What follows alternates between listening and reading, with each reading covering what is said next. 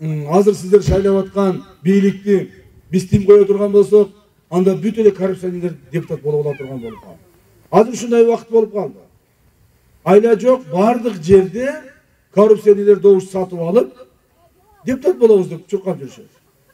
Аларды токтотуш, мыйзам чегине токтотуш керек эле өкмөт. Мыйзам чегине бийлик чараны колдонуш керек эле. Бирок бийликке да баары бир болуп калды. Алар дагы тим койду.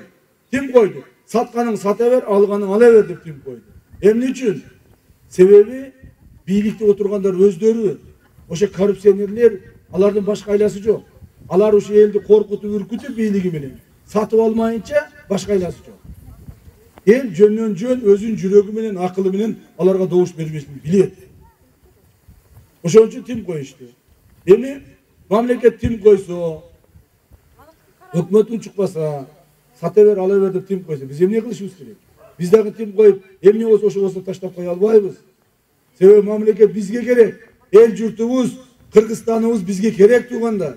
Бул жөнөкөй эле бир шаардын же райондун шайлоосу эмес, айыл өкмөттүн. Bir aylık mutlu болсо эч нерсе болбойт дегидей. Бул бүт Кыргызстанга таасирин тийгизет.